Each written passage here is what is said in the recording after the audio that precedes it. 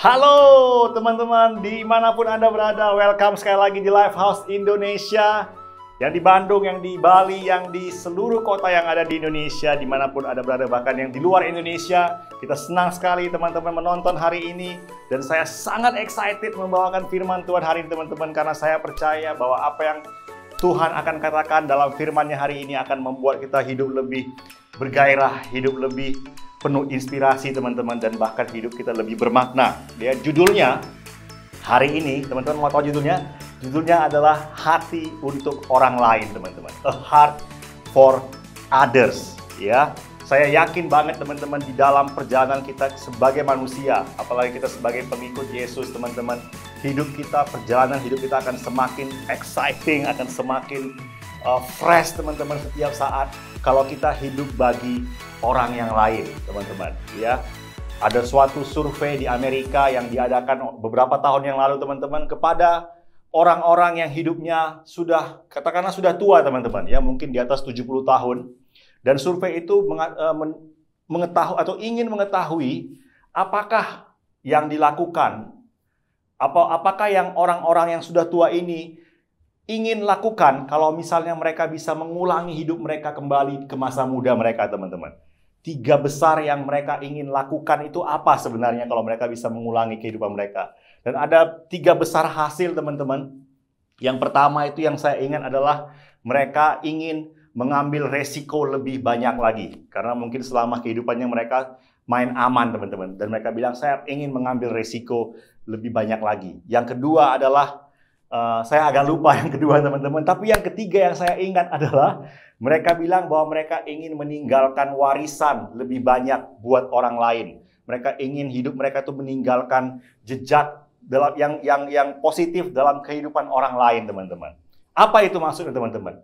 Sebenarnya itu maksudnya adalah mereka ingin bisa berbuat lebih banyak lagi bagi orang lain seandainya mereka bisa mengulangi kehidupan mereka, teman-teman. Karena apa? Karena sebenarnya ada seorang yang luar biasa terkenal mengatakan bahwa sebenarnya kepuasan hidup kita itu kalau kita bisa berbuat banyak bagi orang lain, teman-teman. Meninggalkan sesuatu yang berbekas, yang membekas positif dalam kehidupan orang yang lain. Amin. Ya. Kadang-kadang kita takut kehidupan kita semakin mungkin jadi empty atau jadi kosong atau mungkin jadi kayaknya jadi rugi kita kalau hidup bagi orang lain, teman-teman. Tapi sebenarnya hal yang sebaliknya yang terjadi, teman-teman. Kita perlu hidup bagi orang lain dan itu akan membuat kita lebih bergairah, hidup kita jadi lebih semangat, teman-teman. Hidup kita menjadi merasakan ada makna dalam kehidupan ini. Amin, ya. Dan kadang-kadang, teman-teman, sebelum kita membaca Alkitab, kita berpikir apa alasan saya untuk berbuat bagi orang lain, berbuat baik bagi orang lain, teman-teman. Alasan yang paling utama adalah apa? Adalah karena Tuhan sendiri sudah berbuat baik bagi kita, ya. Ada begitu banyak alasan atau ada begitu banyak hal dalam kehidupan ini yang sebenarnya merupakan kebaikan Tuhan, teman-teman. Amin. Apa itu, teman-teman? Kita setiap hari kita bisa menghirup oksigen, setiap hari kita bisa melihat matahari, setiap hari kita bisa hidup dengan sehat dan segala macam, teman-teman. Dan kita nggak pernah bayar sama Tuhan. Amin. Dan kalau kita mau bayar sama Tuhan, bagaimana caranya, teman-teman? Kita membayar lewat berbuat baik kepada orang yang lain, teman-teman. Ya, kita nggak mungkin bisa membayar sama Tuhan dengan uang kita atau dengan apapun, teman-teman. Tapi kita bisa mengatakan syukur atau menyampaikan rasa penghargaan kita kepada Tuhan, teman-teman, lewat memberikan hidup kita bagi orang yang lain. Dan cerita dari Alkitab yang akan saya bahas berikut ini menjelaskan bagaimana Yesus hidup bagi orang lain, teman-teman. Ya, kita lihat dari Lukas 9 ayat 1 sampai ayat yang ke-10. Saya akan bacakan dari kitab BIMK atau terjemahan bahasa Indonesia masa kini, teman-teman. Ya, dan kita akan melihat nanti satu demi satu ayatnya sambil kita membahas ada 3 poin yang akan saya bagikan, teman-teman. Di Lukas 19 ayat 1 kita bacakan sama-sama.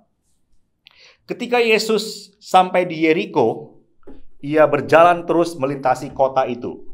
Di kota itu ada seorang kepala penagih pajak yang kaya namanya Zakheus, teman-teman. Jadi Yesus, dia sudah punya mungkin schedule, dia pengen ke Yeriko dan selanjutnya, teman-teman.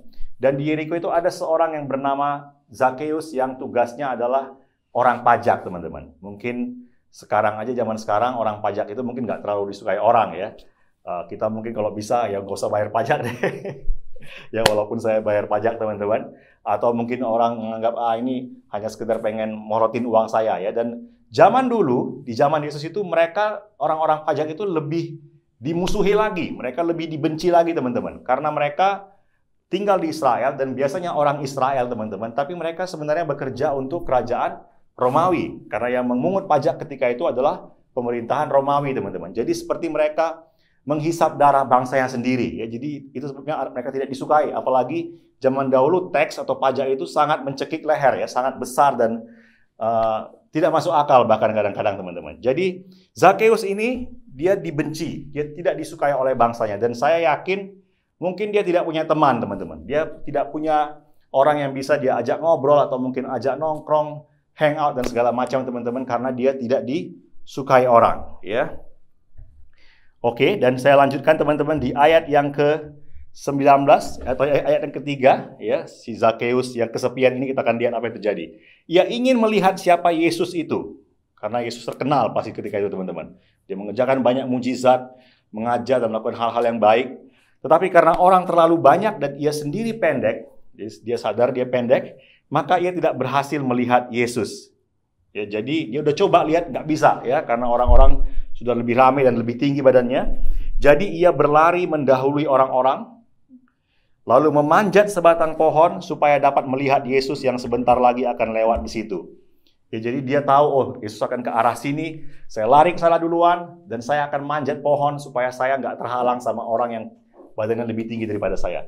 Dengan dari niatnya yang sedemikian rupa itu, teman-teman, kita bisa melihat bahwa sebenarnya Zakheus ini walaupun dia mungkin kaya, dia punya banyak uang, teman-teman, karena dia seorang pemungut pajak, ya, dia mungkin punya pangkat, dia dihormati, teman-teman, tapi dia punya semacam rasa tidak puas dalam hatinya, ya.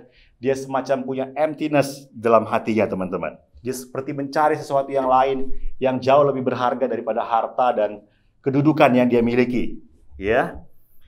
Dan kita bisa melihat nanti kemudian, teman-teman, bagaimana respon seorang Yesus, teman-teman, ya. Di Lukas 19 ayat yang kelima dikatakan, ketika Yesus sampai di pohon itu, ia melihat ke atas, melihat ke arah pohon, teman-teman, lalu berkata, Zakheus, turunlah cepat sebab aku harus berkunjung ke rumahmu hari ini. Jadi Yesus bilang, saya akan ke rumahmu hari ini, kita akan makan dan segala macam. Jadi Yesus membuat undangan untuk dirinya sendiri, teman-teman, kepada Zakheus. Tapi sebenarnya itu adalah hal yang sangat diharapkan Zakheus pastinya, teman-teman. Dia hanya ingin melihat Yesus pada awalnya, setuju? Tapi pada akhirnya bukan hanya sekedar melihat, tapi Yesus menawarkan diri, saya ingin ngobrol dengan engkau, saya ingin kita makan bersama. Kamu nggak hanya sekedar melihat saya mungkin beberapa detik, kita bisa ngobrol berjam-jam, teman-teman. Dan saya yakin sekali Zakheus, teman-teman, sangat excited, dia sangat senang sekali, teman-teman. Dan kita akan lihat ada 3 poin yang akan saya kupas, teman-teman. Yang pertama, untuk kita memiliki hati bagi orang lain, teman-teman, belajarlah dari Yesus, ya. Yesus memperhatikan kebutuhan yang ada. Jesus noticed the need, ya. Yesus bisa melihat bagaimana kebutuhan seorang Zakheus, teman-teman. Yesus melihat ada orang dewasa yang bela-belain manjat pohon, teman-teman, untuk melihat dirinya, ya. Orang dewasa, orang pemungut pajak nggak mungkin anak-anak, teman-teman. Kalau anak-anak manjat pohon ya wajar, ya. Tapi kalau sudah besar, saya sudah besar ya udah nggak pernah lagi manjat pohon. Kecuali kemarin ketika saya ke Lembongan, saya pengen manjat pohon bakau ada di rawa-rawa, teman-teman, dan ya nggak boleh, teman-teman, karena bahaya, ya. Tapi Zakheus dia walaupun bahaya memanjat pohon karena pasti berat dan bisa rantingnya putus, teman-teman, atau patah, dia tetap bela-belain, teman-teman. Dan Yesus bisa melihat ada sesuatu yang Zakheus ini perlukan, ada sesuatu yang dia cari, teman-teman, ya. Dan Yesus menjawab atau Yesus memperhatikan kebutuhan tersebut dan dia akhirnya menanggapi apa yang Zakheus harapkan, teman-teman. Dan kita bisa melihat ya di Lifehouse, saya akan ceritakan beberapa hal, teman-teman, ya. Pengalaman saya pribadi dan pengalaman orang lain, tapi saya ceritakan dulu pengalaman orang lain. Kita punya beberapa orang dream team atau banyak dream team. Ada dream team kita yang bernama Selin, teman-teman.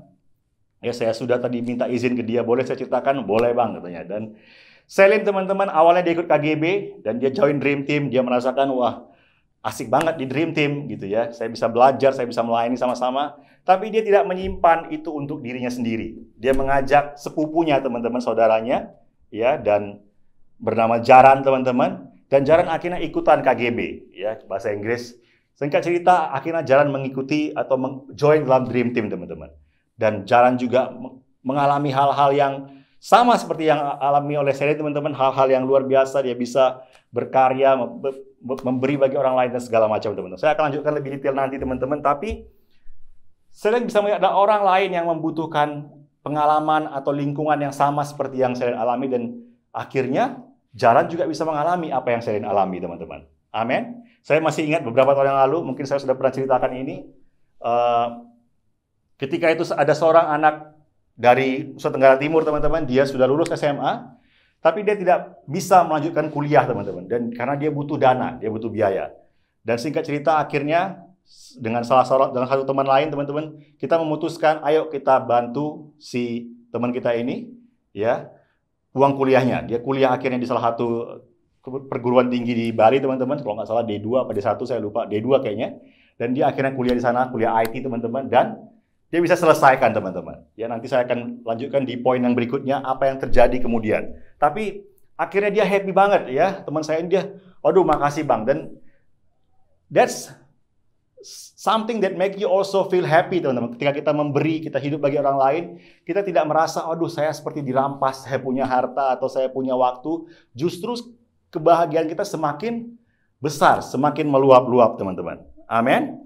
Dan dunia di sekitar kita penuh dengan kebutuhan, teman-teman. Saya mengajak, mari kita lihat apa yang menjadi kebutuhan teman kita, sesama kita, dan kita coba dalam kapasitas kita, teman-teman, membantu mereka atau menjawab apa kebutuhan mereka, teman-teman. Lifehouse membuat kursus gratis Blaze juga sebenarnya menjawab kebutuhan banyak orang. Orang butuh pendidikan, mungkin mereka sulit dana atau mungkin sulit fasilitas, teman-teman, kita sediakan secara gratis. Dan kita sangat percaya bahwa ada begitu banyak orang, mungkin sudah ratusan orang yang diberkati lewat Lifehouse, lewat kursus gratis Blaze, teman-teman. Dan saya yakin banget kita meninggalkan jejak yang luar biasa dalam kehidupan orang-orang tersebut. Amin. Ya. Poin yang kedua, teman-teman. Yesus berinisiatif untuk berinteraksi.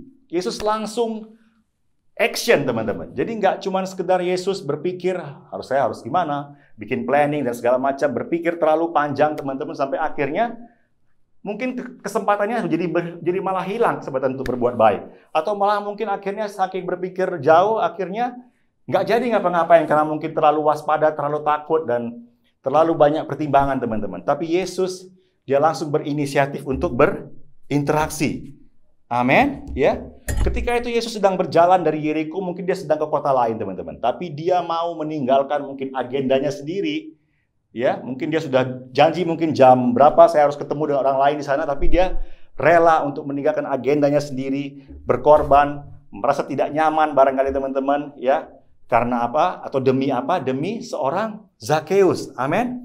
Lukas 19 ayat yang kelima saya bacakan ulang lagi. Ketika Yesus sampai di pohon itu, ia melihat ke atas, ya, poin pertama tadi, lalu berkata, Zakheus, dia langsung berkata, Zakheus, turunlah cepat sebab aku harus berkunjung ke rumahmu hari ini, teman-teman. He didn't make any long plan, teman-teman, tapi dia langsung lakukan action, dan demikianlah teladan seorang Yesus yang kita harus tiru, ya, yang kita harus teladani, teman-teman. Amin.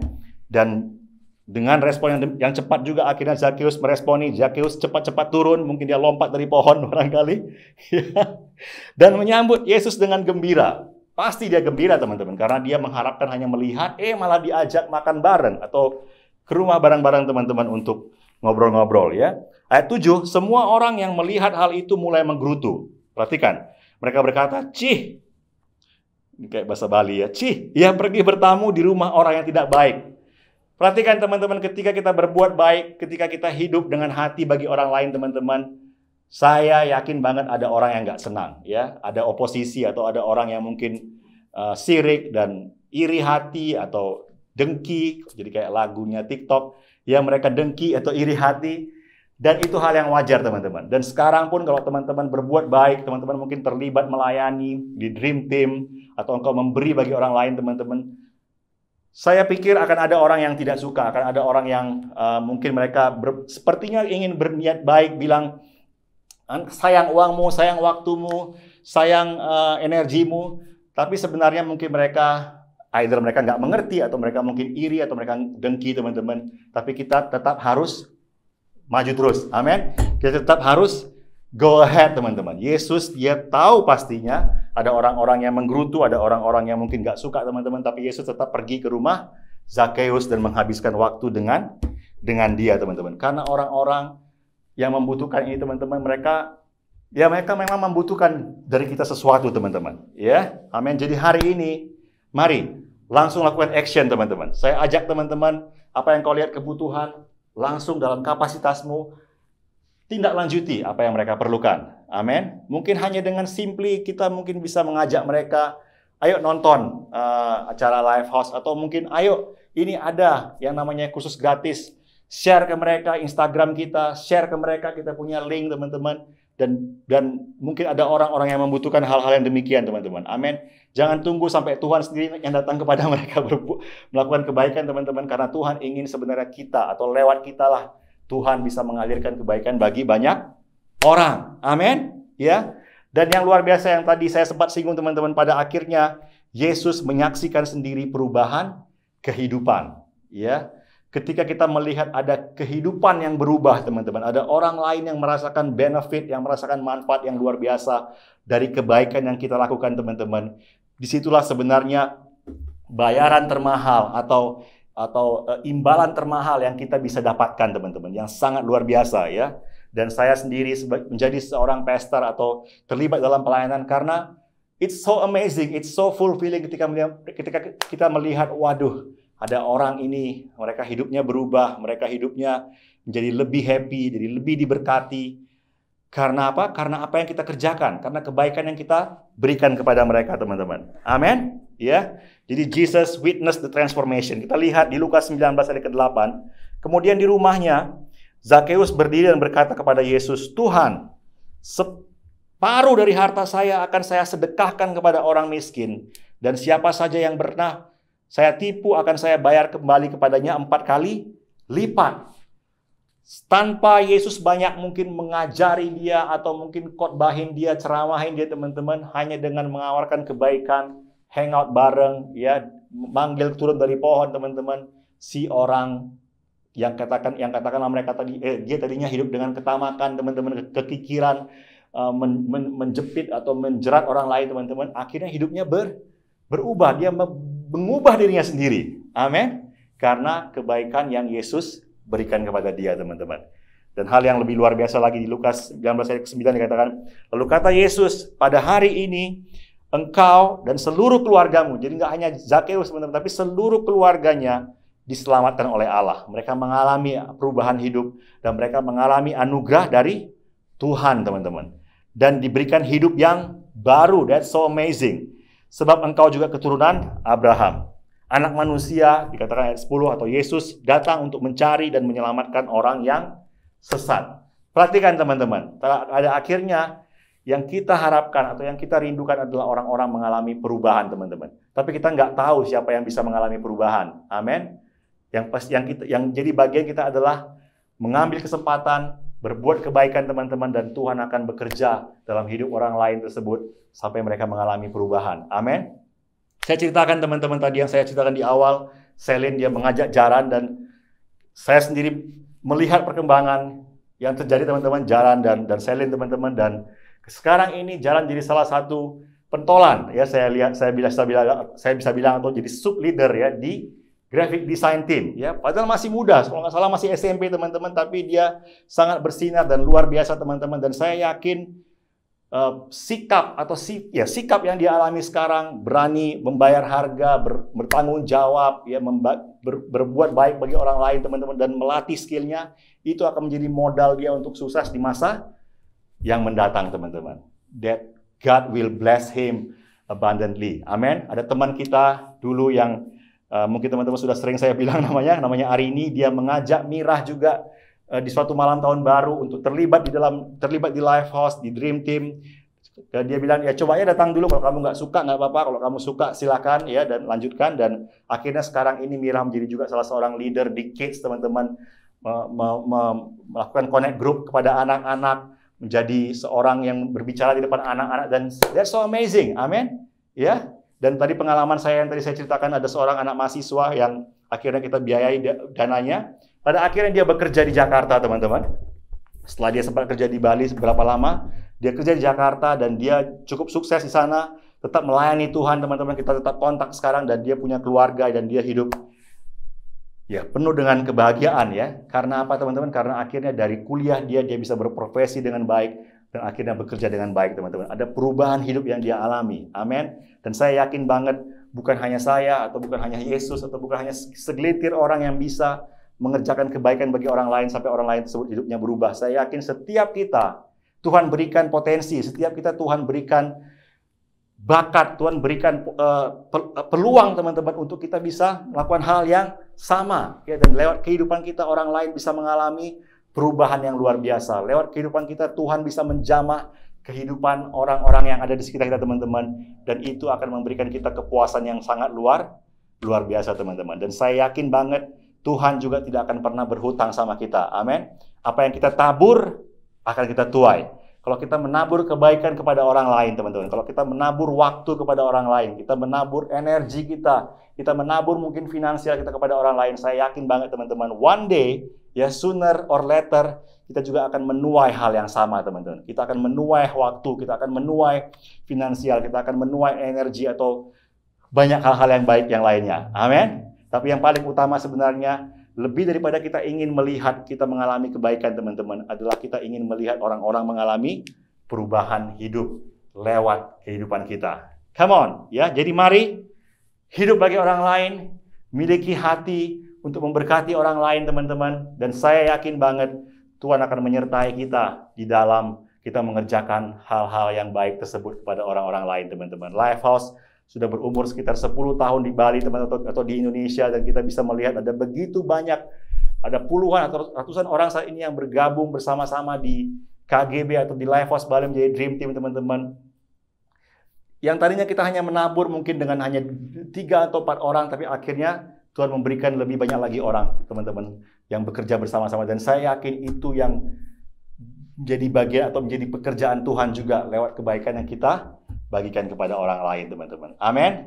The best is yet to come. Dan saya mau mengajak teman-teman, mari bersama-sama, kalau engkau di Bali atau mungkin di kota-kota lain, di Bandung, di dimanapun, mari bersama-sama engkau bisa bergabung di Dream Team. Ada banyak channel untuk engkau berbuat baik, teman-teman.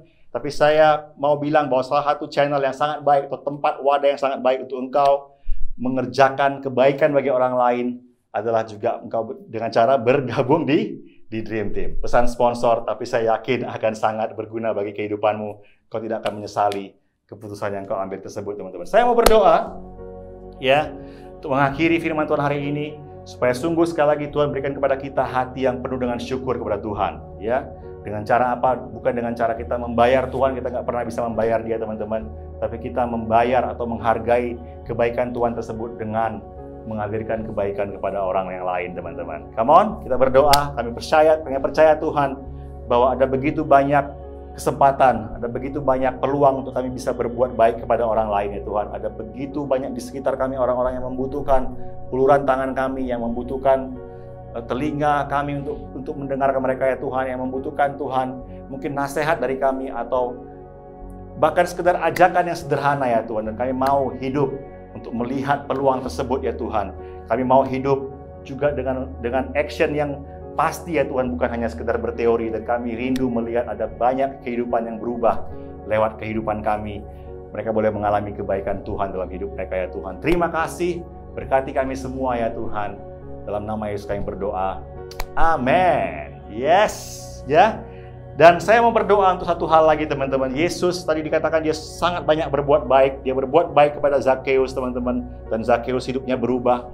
Dan kebaikan Yesus yang paling utama yang dia kerjakan ketika dia datang ke bumi lalu adalah dia mati di kayu salib 2000 tahun yang lalu, teman-teman. Karena apa? Karena semua dosa dan pelanggaran kita ditimpakan kepada dia, teman-teman. Supaya apa? Supaya kita dibebaskan dari hukuman dan tidak lagi perlu membayar dosa kita teman-teman karena sudah dibayar oleh Yesus. Tapi kita hidup penuh dengan kemerdekaan dan melakukan hal-hal yang baik untuk mengisi kemerdekaan tersebut teman-teman. Come on, ya itu yang namanya anugerah teman-teman. Engkau mungkin tidak layak menerima kebaikan dari Tuhan, tapi dengan anugerah Tuhan tersebut, dengan kematian Dia di kayu salib teman-teman, dan Dia bangkit kembali pada hari yang ketiga, kita bisa menerima yang namanya keselamatan. Ya, kita bisa menerima yang namanya surga teman-teman. Hanya dengan cukup percaya dan menerima anugerah tersebut bagi kehidupan kita. Siapapun engkau, apapun latar belakangmu, mungkin engkau penuh dengan kehidupan yang buruk di masa lalu teman-teman.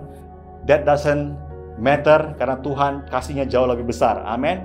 Siapapun engkau, latar belakang agama, suku, dan segala macam, that doesn't matter as well teman-teman, karena kasih Tuhan melewati atau melangkahi tembok-tembok agama dan suku tersebut teman-teman. Engkau bisa menerima kasih Yesus, kasih Tuhan dalam kehidupanmu teman-teman, dan engkau bisa menerima saat ini juga. Amin. Kalau engkau mau, engkau cukup buka hatimu kepada Yesus, katakan ya kepada Dia teman-teman, dan engkau bisa ulangi doa yang saya ucapkan setelah ini. Come on, ya, mari kita berdoa dan ulangi doa yang saya ucapkan dari dalam hatimu. Katakan, Yesus yang terkasih, aku percaya kepadamu. Terima kasih telah mengampuniku. Datanglah ke dalam hidupku dan aku akan mengikut Engkau. Amen. So amazing teman-teman. Saya berharap, saya berdoa supaya pesan firman Tuhan yang kau dengar hari ini itu bisa membekas dalam hatimu, dalam pikiranmu teman-teman, dan engkau ambil tindakan, engkau ambil action, dan hidupmu akan berubah teman-teman. Setelah ini kita ada yang namanya Grow Course ya. Jam 12.15 atau jam 11.15 WIB nanti teman-teman. Itu adalah pintu atau jalan pertama untuk kau bergabung dalam Dream Team. Kau bisa menjadi volunteer di Lifehouse teman-teman. Yang saya bilang tadi, kau bisa berbuat baik, menggunakan potensimu lewat volunteering di Lifehouse yang kita beri nama Dream Team. Silahkan, kami ajak engkau boleh ikut teman-teman. Dan saya senang sekali hari ini ketemu dengan teman-teman di layar HP atau layar laptop, dan tidak sabar ketemu dengan teman-teman lagi di kesempatan berikutnya. Sampai jumpa teman-teman. Tuhan Yesus memberkati. See you.